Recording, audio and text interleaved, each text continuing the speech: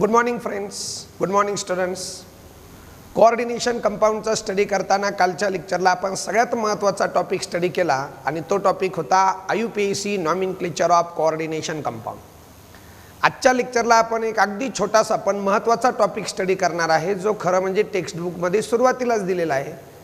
पण कोऑर्डिनेशन कंपाऊंडची तुम्हाला पूर्ण ओळख झाल्यावर हा टॉपिक मला शिकवायचा होता आणि म्हणून आता आपण त्या टॉपिकला सुरुवात करणार आहोत. अँड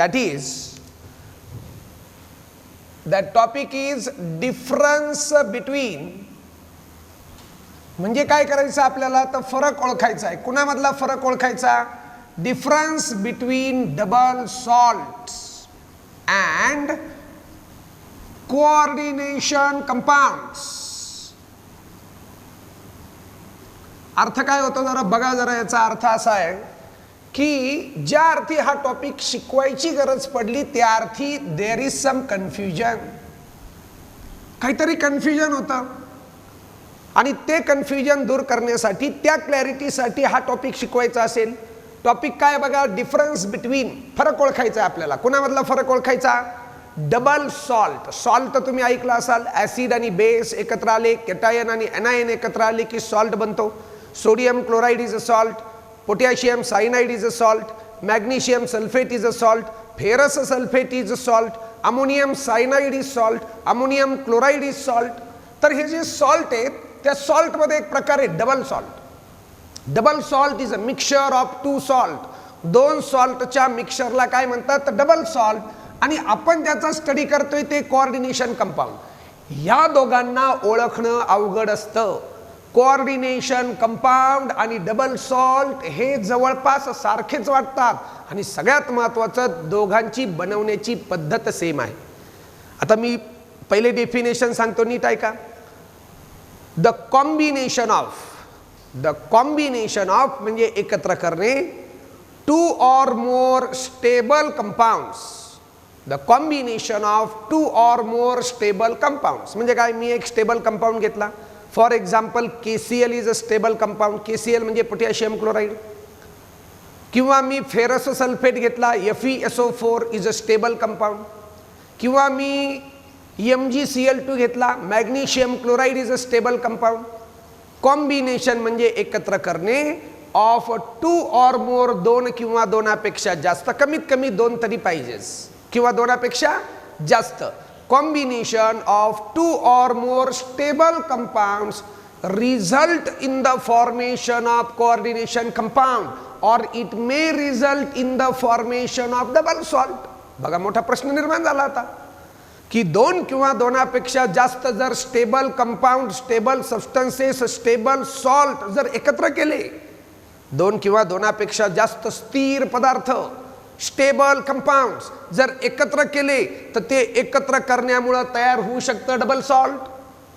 किंवा ते एकत्र करण्यामुळे तयार होऊ शकतो कोऑर्डिनेशन कंपाऊंड.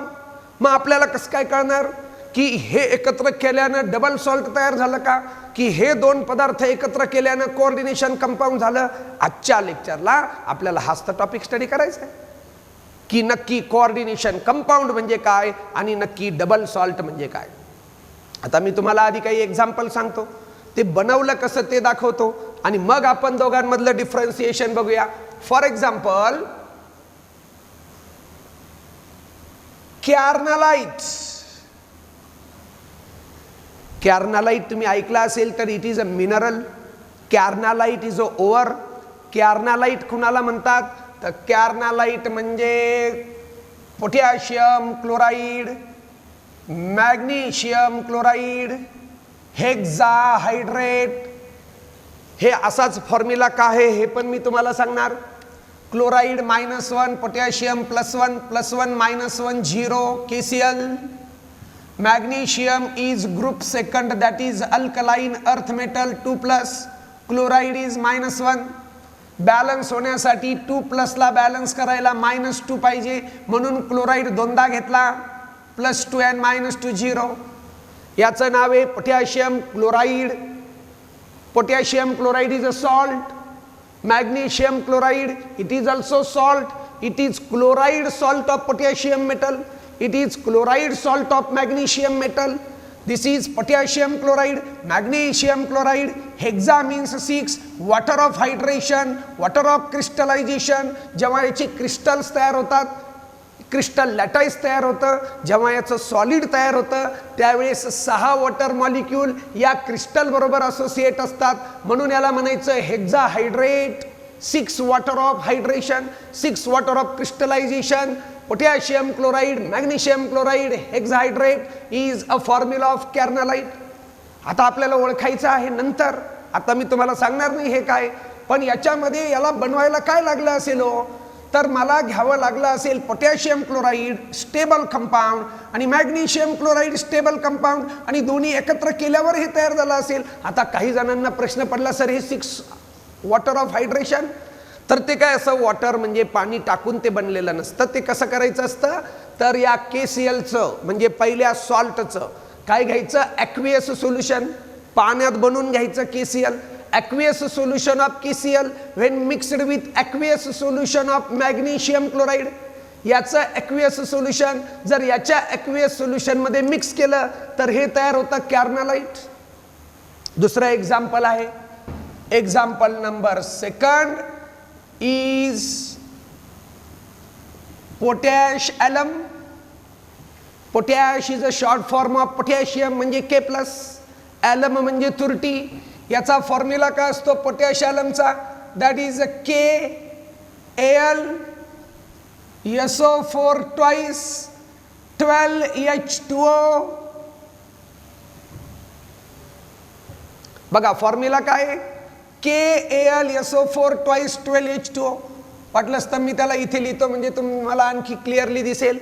त्याचा फॉर्म्युला आहे, another example is potash alum तुरटी KAl SO4 twice and 12H2O. परत एकदा मी तुम्हाला चार्ज बॅलन्स करून दाखवणार. Alkali metal +1, aluminium +3, +3 and +1 is +4, sulphate minus, एका सल्फेटवर -2, 2 सल्फेटवर -4. चार्ज 0 होतोय का नाही परत एकदा बघा कसं आहे. पोटॅशियम +1, ॲल्युमिनियम +3, सल्फेट -2, एका पोटॅशियमवर +1, एका ॲल्युमिनियमवर +3, एका सल्फेटवर -2, 2 सल्फेटवर -4, +4 and -4 0. Yes, correct. It means that now this is potassium, aluminium, sulfate and 12 water of hydration. 10 म्हणजे डेका, 12 म्हणजे dodecahydrate. This is hexahydrate. This is a dodeca. Do means 2, deca means 10, 10 and 2 12, dodecahydrate, 12 water of hydration. अरे समजते का नाही भैया. याचा अर्थ काय आहे की carnallite is a KCl MgCl2 6H2O, potash alum is a KAl SO4 twice 12H2O. आता प्रश्न निर्माण झाला, हे कसं बनलं असेल किंवा बनू शकतं. पोटॅशियमचं सल्फेट घ्यावं लागेल. Potassium sulphate is one of the salt. काय घेणार मी, aqueous solution of potassium sulphate, aqueous solution of aluminium sulphate.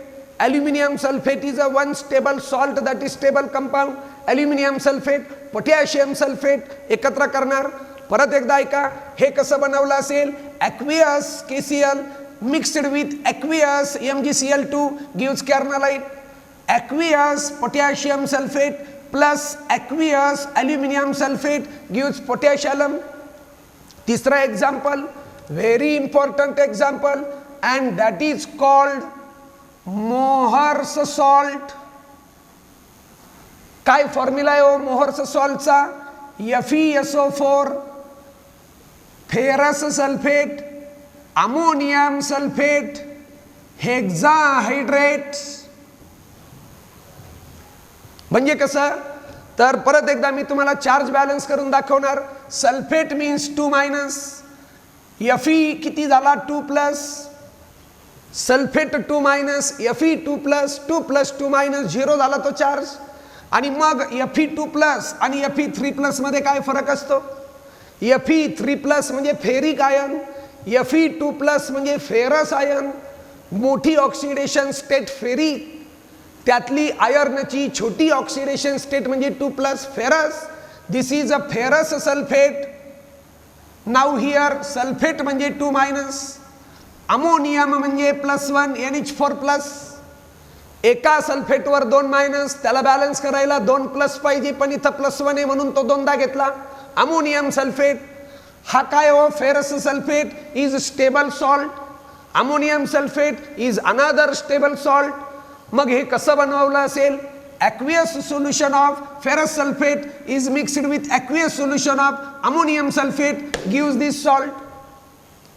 दाखवतो मी तुम्हाला की मोहर्स सॉल्ट जो आहे, Mohr's salt is prepared as.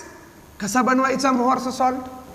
Mohr's salt बनवला असेल, मी तुम्हाला बोललो त्यानुसार फेरस सल्फेटचं ॲक्वियस सोल्युशन घेतलं असणार. ॲक्वा म्हणजे पाणी. म्हणजे काय? फेरस सल्फेट कोण आहे? सॉल्ट आहे. सॉल्ट कसा असतो? सॉलिड. सॉलिड सॉल्ट कशात विरघळून घेतला? पाण्यात.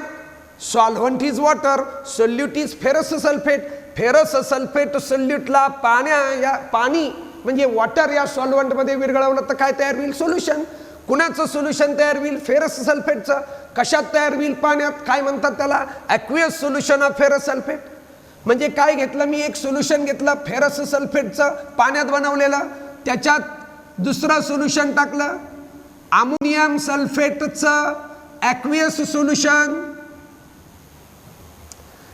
ॲक्वियस शब्दात पाणी आलेलं आहे. aqueous solution of ferrous sulfate when mixed with aqueous solution of ammonium sulfate. हा काय झाला? एक सॉल्ट. हा काय झाला? अजून एक सॉल्ट. किती सॉल्ट झाले? 2 सॉल्ट. 2 सॉल्ट म्हणल्यावर प्रश्न निर्माण होतो की ते डबल सॉल्ट आहे का?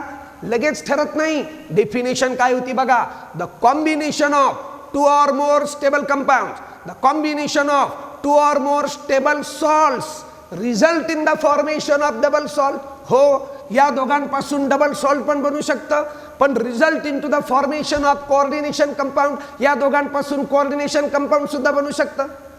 म्हणजे हे 2 सॉल्ट एकत्र केले म्हणून डबल सॉल्टच बनेल असं नाही. हे 2 एकत्र करून कोऑर्डिनेशन कंपाऊंड सुद्धा बनण्याची शक्यता आहे. तेच तर आपल्याला ओळखायचं आहे की आता या दोघांपासून जे बनतं ते कोण आहे ते आता आधी बनवूया आपण.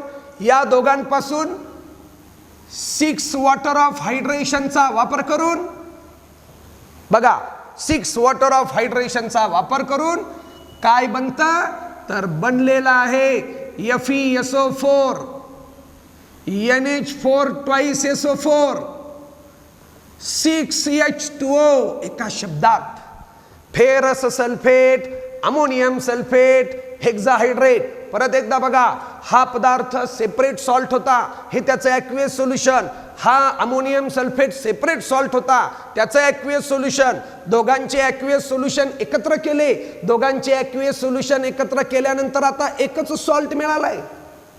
सॉल्ट मिळाला, सॉलिड सॉल्ट. आणि त्याचा फॉर्म्युला आहे, 2 सॉल्टचं मिक्सचर नाही मिळालं. 2 सॉल्टचं सोल्युशन मिक्स केल्यावर एकच सॉल्ट बनला आणि त्या सॉल्टचा फॉर्म्युला आहे ferrous sulphate, ammonium sulphate, hexahydrate. And this salt is called Mohr's salt. पण मोहर्स सॉल्ट किती पदार्थांपासून बनला? 2.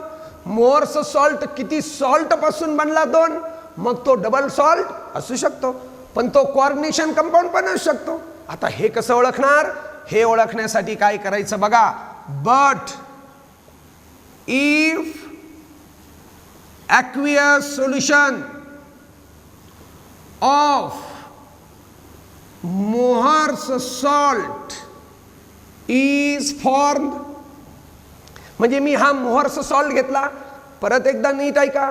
मोहर्स सॉल्टला मोहर्स सॉल्ट म्हणून स्वतःच्या काही प्रॉपर्टी आहेत. याला ॲज धिस सॉल्ट स्वतःचा काहीतरी कलर आहे, स्वतःच्या काहीतरी स्पेक्ट्रल प्रॉपर्टी म्हणजे कलरच्या प्रॉपर्टी आहेत, स्वतःचा त्याला काहीतरी डेन्सिटी आहे, त्याला स्वतःचा जसा कलर आहे तसं त्याच्या मेल्टिंग पॉइंट आहे, वेगवेगळ्या प्रॉपर्टी आहेत.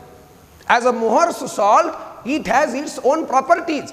पण काय केलं मी, if aqueous solution of this salt is form, जर मी या मोहर्स सॉल्टला पाण्यात टाकलं तर काय होणार, FeSO4 NH4 twice SO4 ferrous sulfate ammonium sulfate hexahydrate when dissolved in water. पाण्यात टाकलं, पाण्यात.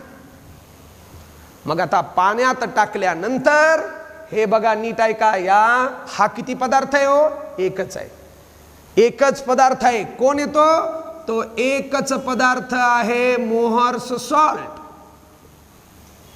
आणि त्या मोहर्स सॉल्टला मी कशात टाकलं, पाण्यात.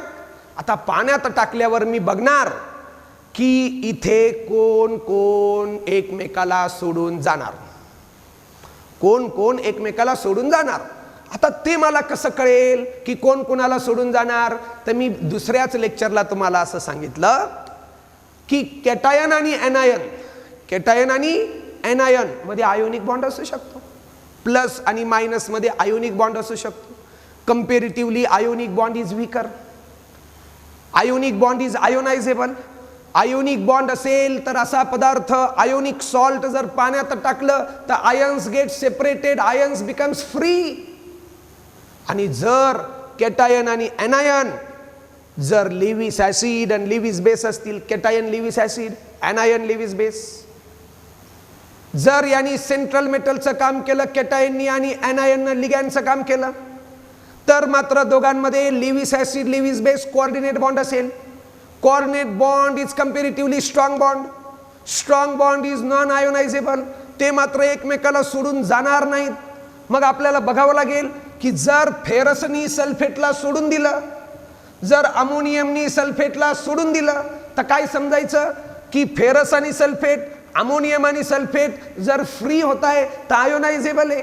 आयोनायझेबल आहे म्हणजे विकली बॉन्डेड आहे, विकली बॉन्डेड आहे म्हणजे आयोनिक बॉन्ड आहे. पण जर यांनी एकमेकाला सोडलं नाही तर समजून घ्यायचं ते स्ट्रॉंगली बॉन्डेड आहे. स्ट्रॉंगली बॉन्डेड आहे म्हणजे कोऑर्डिनेट बॉन्ड आहे. बघा, कोऑर्डिनेट बॉन्ड असल्याशिवाय कोऑर्डिनेशन कंपाऊंड म्हणता येत नाही. कोऑर्डिनेट बॉन्ड असेल तर ते कोऑर्डिनेशन कंपाऊंड आहे. डबल सॉल्ट मध्ये कोऑर्डिनेट बॉन्ड नसतो. अगदी सोपं आहे ना. डबल सॉल्ट मध्ये कोणता बॉन्ड असेल, ionic bond between cation and anion. इथे पण कॅटायन एनायन आहे पण बॉन्ड कोऑर्डिनेट आहे.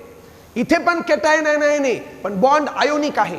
आपल्याला कसं कळेल की फेरस कोण आहे, कॅटायन, सल्फेट कोण आहे, एनायन, अमोनियम कोण आहे, कॅटायन, सल्फेट कोण आहे, एनायन. मग नक्की अमोनियम आणि सल्फेट मध्ये, नक्की फेरस आणि सल्फेट मध्ये कोणता बॉन्ड आहे हे आपल्याला कधी कळेल, पाण्यात टाकल्यावर कळेल. संकटात सापडलं की कळेल कोण कोणाला सोडून पळतंय. संकटात सापडल्यावर सुद्धा, पाण्यात टाकल्यावर सुद्धा जर आपला मित्र आपल्याला सोडत नसेल तर तो स्ट्रॉंगली बॉन्डेड आहे. पण जर तो आपल्याला संकटात सापडल्यानंतर पळून जात असेल तर तो वीकली बॉन्डेड आहे. मग आपल्याला हेच बघायचं की फेरसची आणि सल्फेटची मैत्री कशी आहे. आपल्याला हेच बघायचं की अमोनियमची आणि सल्फेटची मैत्री कशी आहे. जर ती स्ट्रॉंगली बॉन्डेड असेल तर ते एकमेकाला सोडणार नाहीत. आणि मग जेव्हा मी मोहर्स सॉल्ट पाण्यात टाकला तेव्हा मला पाण्यात मिळालं Fe2+ आयन ॲक्वियस. पाण्यात ॲक्वियस म्हणजे ॲक्वियस सोल्युशन पाण्यात, पाण्यात तर आहेच ना ते. तर पाण्यात टाकल्यावर पाण्यात मला फेरस आयन मिळाला. पाण्यात सापडला NH4+ ॲक्वियस. दोन मिळाले तसे, फेरस आयन मिळाला, 2 अमोनियम आयन मिळाले आणि मला पाण्यात मिळाले 3 सल्फेट आयन ॲक्वियस. मित्रांनो ध्यानात घ्या, आपल्याकडे एक टेस्ट असते.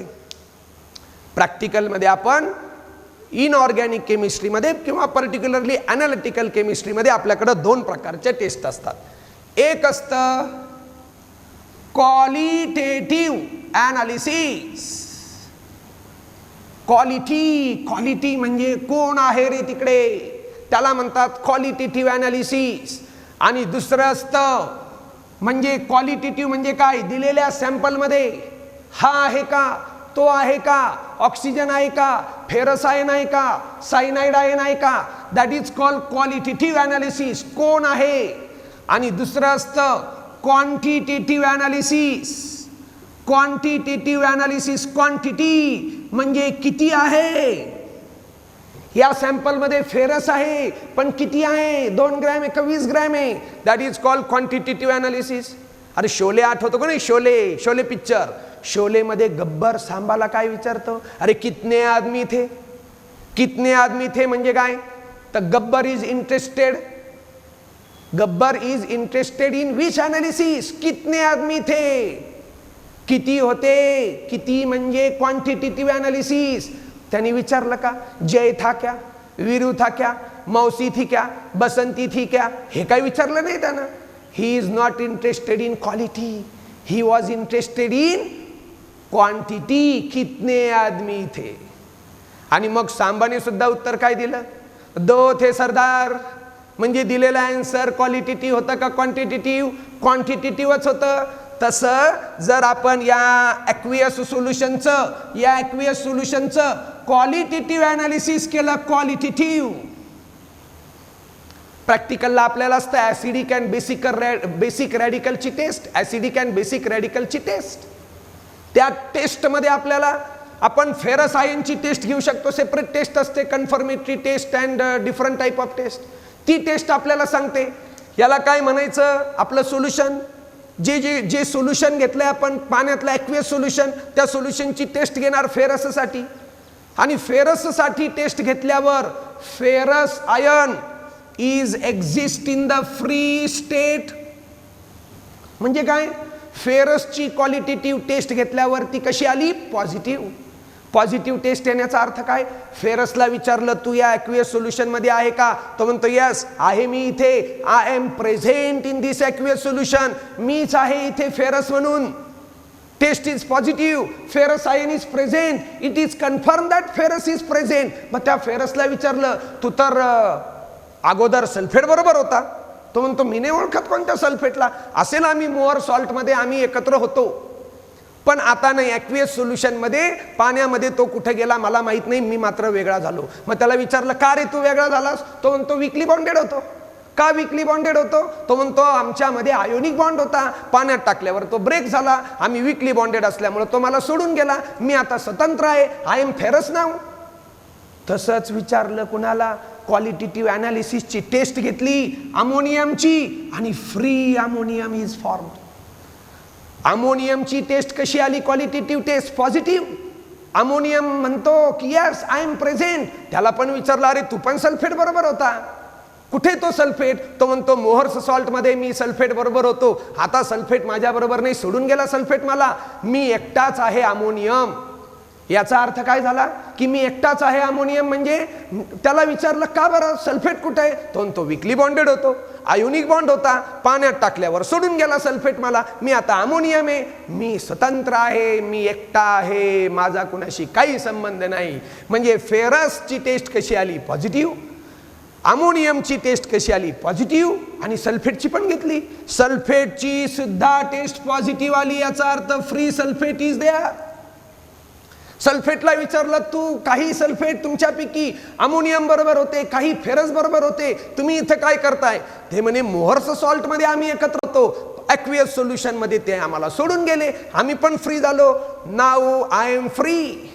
तिन्ही आयन काय म्हणताय की आम्ही फ्री आहे, आम्ही वेगळे आहेत, आम्ही एकमेकाबरोबर नाही. याचाच अर्थ की फेरस सल्फेटला वीकली बॉन्डेड होता, अमोनियम सल्फेटला वीकली बॉन्डेड होता. म्हणजेच कोणता बॉन्ड होता? Ionic bond. म्हणजे इथे कुणामध्येच कोऑर्डिनेट बॉन्ड नव्हता. कोऑर्डिनेट बॉन्ड असता तर त्यांनी एकमेकाला सोडलं नसतं. यांनी प्रत्येकाने प्रत्येकाला सोडून दिलं. म्हणजे यांच्यात नक्कीच कोणता बॉन्ड नाही, कोऑर्डिनेट बॉन्ड नाही. आणि कोऑर्डिनेट बॉन्ड नाही तर ते कोऑर्डिनेशन कंपाऊंड सुद्धा नाही. आणि मग कोऑर्डिनेशन कंपाऊंड नाही तर मग हे मोहर्स सॉल्ट कोणत्या टाइप मध्ये टाकणार? मोहर्स सॉल्ट किती पदार्थांपासून बनलंय? 2. पण मग 2 पदार्थांपासून बनलं म्हणून डबल सॉल्ट बनायचं का? तसं काही नियम नव्हता. 2 पदार्थांपासून बनलं पण पाण्यात टाकल्यावर त्याचे आयन फ्री झाले, ते वीकली बॉन्डेड होते, ते आयोनिक बॉन्डनं जोडलेले होते, कोऑर्डिनेट बॉन्डच नव्हता म्हणून ते कोऑर्डिनेशन कंपाऊंड नव्हतं. मग याचाच अर्थ असा आहे की therefore Mohr's salt is a example of double salt. Mohr's salt हे कोऑर्डिनेशन कंपाऊंड नाही म्हणजे नाही. समजतंय का? आता मी दुसरं एक्झाम्पल घेतो किंवा अगोदरच तुम्हाला सांगून टाकतो आता की ध्यानात घ्या मित्रांनो, carnallite is also example of double salt. Carnallite जर पाण्यात टाकलं ना तर पोटॅशियम K+ ची टेस्ट पॉझिटिव्ह येणार, मॅग्नेशियम प्लस ची टेस्ट पॉझिटिव्ह येणार, क्लोराईडची टेस्ट पॉझिटिव्ह येणार. ते म्हणणार yes we are free now in aqueous solution. याचा अर्थ ते वीकली बॉन्डेड होते एकमेकाला, ते आयोनिक बॉन्डनं जोडलेले होते. It is a example of double salt.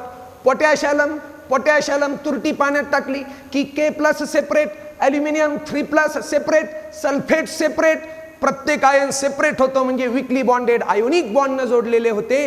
And therefore it is also example of double salt. Carnallite double salt, potassium double salt, Mohr's salt double salt. आता मी तुम्हाला दुसरं एक्झाम्पल जे घेणार आहे ते एक्झाम्पल आहे इफ वी मिक्स 2 salts. आपण आता 2 सॉल्ट मिक्स केले. कोणते 2 सॉल्ट मिक्स केले बघा, पोटॅशियम सायनाइडचं ॲक्वियस सोल्युशन आणि फेरस सल्फेटचं ॲक्वियस सोल्युशन. इथं बघा कोण होता, फेरस सल्फेट, तिथं पण आहे. दुसरा सॉल्ट हा होता, तिथं दुसरा सॉल्ट पोटॅशियम सायनाइड आहे. आणि मग त्यांच्यापासून आधी काय तयार होतं, तर यांच्यापासून आधी तयार होतं आपल्या कामाचं फेरस सायनाइड. आता तुम्हाला मी हिशोब करून देतो. K+1 cyanide -1 +1 -1 0, Fe2+ sulphate 2- balance. आता मला फेरस सायनाइड बनणार, हा फेरस आणि याचा सायनाइड. फेरस सायनाइड बनताना Fe2+, बरोबर, Fe2+ आहे आणि सायनाइड -1. बॅलन्स करण्यासाठी -1 दोनदा घ्यावा लागेल, फेरस सायनाइड. समजतंय का? म्हणजे 2 सॉल्ट एकमेकात मिक्स केल्यावर आधी काय तयार झालं, फेरस सायनाइडचं ॲक्वियस सोल्युशन. आणि जर त्याच्यात पोटॅशियम सायनाइड टाकतच राहिलं, एक्सेस टाकतच राहिलं, म्हणजे इथपर्यंत येण्यासाठी हे लागले 2, हा लागला 1, काय तयार झालं, फेरस सायनाइड. आणि केसीएन टाकतच राहिलं. किती केसीएन लागतील, अजून 4. एकंदरीत पदार्थ 2च घेतले. मग फेरस सल्फेट 1 मोल आणि पोटॅशियम सायनाइड 6 मोल. इथं 2 आणि इथं 4, असं सगळं मिळून तयार होतं हे K4FeCN6. बाकी तुम्हाला बाय प्रोडक्टशी घेणं देणं नाही. सगळ्यात महत्त्वाचं ध्यानात घ्या, हे बनवायला काय काय लागलं, हे बनवायला लागलं पोटॅशियम सायनाइड, पोटॅशियम इथून आला, सायनाइड इथून आला. आणि हे बनवायला लागलं फेरस सल्फेट, फेरस इथून आला. म्हणजे किती सॉल्ट लागले, 2च, फेरस सल्फेट आणि पोटॅशियम सायनाइड एक्सेस. तेव्हा काय तयार झालं, K4FeCN6. K4FeCN6 बनवण्यासाठी सॉल्ट किती लागले, 2, पोटॅशियम सायनाइड सॉल्ट आणि फेरस सल्फेट सॉल्ट. मग हे 2 सॉल्टचं बनलं. मग हे डबल सॉल्ट आहे का काय, का हे कोऑर्डिनेशन कंपाऊंड आहे, बघावं लागेल. मग याच्यासारखंच, but if aqueous solution of above compound is formed, if aqueous solution of above compound is formed, या कंपाऊंडचं जर aqueous solution बनवलं ना, K4FeCN6 पाण्यात टाकल्यानंतर, K4FeCN6 पाण्यात टाकल्यानंतर काय सापडलं आपल्याला, सापडलं FeCN6 4- and 4 times K+. म्हणजे काय सापडलं, दिस इज, परत एकदा बघा, आपल्याला सापडलं K+, 4 वेळेस, दॅट इज आपल्याला पाण्यात सापडलं काउंटर आयन K+ ॲक्वियस. आणि आपल्याला सापडलं FeCN6 4- aqueous, that is complex ion. आता महत्वाचा प्रश्न की K+ ला विचारलं की तू आहे का, या ॲक्वियस सोल्युशनमध्ये त्याची काय घेतली, क्वालिटेटिव्ह ॲनालिसिस टेस्ट. K+ ची क्वालिटेटिव्ह टेस्ट कशी आली, पॉझिटिव्ह. K+ ला विचारलं तू आहे का, तो म्हणतो हो मी स्वतंत्र आहे. त्याला म्हणलं अरे तू तर बॉन्डेड होता, तो म्हणतो हो पण सोडून आलो. त्याला विचारलं की तू कसं काय सोडून आला, तो म्हणतो मी काउंटर आयन होतो, मी सेंट्रल मेटलला आयोनिक बॉन्डनी जोडलेलं होतो, मी कॉम्प्लेक्स आयनला आयोनिक बॉन्डनी जोडलेलं होतो, वीकली बॉन्डेड होतो, संकट आलं पाण्यात टाकलं मी पळून आलो. मग त्याला विचारलं की अजून मागं कोण कोण आहे रे तिथे, तो म्हणतो कॉम्प्लेक्स आयन आहे मागे. कॉम्प्लेक्स आयन आहे. मग आपण Fe2+ ला विचारलं, Fe2+ ची क्वालिटेटिव्ह टेस्ट घेतली. त्याला विचारलं की whether you are present in aqueous solution or not, Fe2+ ची क्वालिटेटिव्ह टेस्ट निगेटिव्ह आली. मग सायनाइडची टेस्ट घेतली, तीही निगेटिव्ह आली. याचा अर्थ काय, Fe2+ ची टेस्ट क्वालिटेटिव्ह टेस्ट निगेटिव्ह येण्याचा अर्थ आहे की Fe2+ is absent in aqueous solution. Aqueous solution मध्ये Fe2+ सापडला नाही. सायनाइडची टेस्ट निगेटिव्ह आली, cyanide is absent in aqueous solution. मग Fe2+ ला विचारलं अरे तू तर होता ना त्या सबस्टन्स मध्ये होता, तो म्हणतो हो मी तिथे जसा होतो बॉन्डेड, आताही मी बॉन्डेडच आहे. त्याला म्हटलं की तू इथे आहे का, तो म्हणतो मी नाहीये स्वतंत्र, आम्ही आहोत. K+ ला विचारलं की तू आहे का, तो म्हणतो हो मी आहे, मी स्वतंत्र झालो आता. Fe2+ ला विचारलं तू आहे का, तो म्हणतो मी नाहीये, आम्ही आहोत. सायनाइडला विचारलं तू आहे का रे तिथं, तो म्हणतो नाही मी एकटा नाहीये, आम्ही आहोत एकत्र. म्हणजे Fe2+ ची इंडिपेंडंट टेस्ट निगेटिव्ह, सायनाइडची independent test negative. It means that cyanide is not present freely, Fe2+ is not present freely. आणि मग त्यांना विचारलं की तुम्ही आहात कसे, ते म्हणतात की आम्ही आधी जसं होतो बॉन्डेड तसंच आत्ताही बॉन्डेड आहोत. आम्ही आहोत, मी ते करत नाही, आम्ही करतात. याचाच अर्थ असा आहे की त्यांनी संकटात सुद्धा एकमेकाला सोडलेलं नाही. आणि त्यांना विचारलं का नाही तुम्ही सोडलं, तू फेरस तुझी टेस्ट निगेटिव्ह कसं काय, सायनाइड तुझी टेस्ट निगेटिव्ह कसं काय, तो म्हणतो स्ट्रॉंगली बॉन्डेड आहे. त्याला विचारलं स्ट्रॉंगली कसं काय बॉन्डेड, ते म्हणे आमच्यात कोऑर्डिनेट बॉन्ड आहे, आम्ही कोऑर्डिनेटेड आहोत, स्ट्रॉंगली बॉन्डेड आहोत. त्यामुळे त्यांनी एकमेकाला सोडलेलं नाही. आणि ज्या अर्थी कॉम्प्लेक्स अजूनही तिथे आहे, एक ध्यानात ठेवा, ज्याच्या ॲक्वियस सोल्युशन मध्ये एक सुद्धा कॉम्प्लेक्स आयन सापडत नाही, हा कॉम्प्लेक्स आयन नाही, हा फ्री आयन आहे, हा फ्री आहे, हा फ्री आहे, हा मात्र कॉम्प्लेक्स आयन आहे. ज्याच्या ॲक्वियस सोल्युशन मध्ये एकही कॉम्प्लेक्स आयन नाही तो डबल सॉल्ट. आणि ज्याच्या ॲक्वियस सोल्युशन मध्ये निदान एक तरी कॉम्प्लेक्स आयन सापडेल तो मात्र कोऑर्डिनेशन कंपाऊंड. कारण इथे Fe2+ is a central metal that is electron acceptor Lewis acid, आणि cyanide is electron pair donor Lewis base that is ligand. आणि सेंट्रल मेटल आणि लिगँड मध्ये हे आहे कॉम्प्लेक्स एंटिटी, कॉम्प्लेक्स आयन. आणि आधी जसं कॉम्प्लेक्स होतं पाण्यात टाकल्यावर तसंच कॉम्प्लेक्स आहे. याचाच अर्थ कॉम्प्लेक्स म्हणून त्याची आयडेंटिटी लॉस झालेली नाही. आणि ज्या अर्थी त्याची कॉम्प्लेक्स म्हणून आयडेंटिटी लॉस झाली नाही त्या अर्थी ते स्ट्रॉंगली बॉन्डेड होते. स्ट्रॉंगली बॉन्डेड होते म्हणजे कोऑर्डिनेट बॉन्डनं जोडलेले होते. आणि कोऑर्डिनेट बॉन्डनं जोडलेले असतील तर जिथे जिथे कोऑर्डिनेट बॉन्ड आहे त्याला म्हणायचं कोऑर्डिनेशन कंपाऊंड. जरी हे 2 सॉल्ट पासून बनलेलं असलं तरी हे उदाहरण मात्र डबल सॉल्टचं नाही. कारण याच्या ॲक्वियस सोल्युशन मध्ये कॉम्प्लेक्स आयन सापडतो आणि कोऑर्डिनेट बॉन्ड सापडतो. म्हणून हे एक्झाम्पल डबल सॉल्टचं नाही तर हे एक्झाम्पल आहे कोऑर्डिनेशन कंपाऊंडचं. समजतंय का? आणि this is the difference between double salt and coordination compound. Very important topic, small topic, very short information is given in the NCERT book, but very very important. खूप महत्त्वाचा topic आहे. मी वेगवेगळ्या अँगलनं तुम्हाला सांगितलेलं आहे, अगदी सोप्या भाषेत शॉर्टमध्ये तुम्हाला ही सगळी इन्फॉर्मेशन दिली. I think you like this lecture. If you like this lecture please press the button of like. Thank you very much.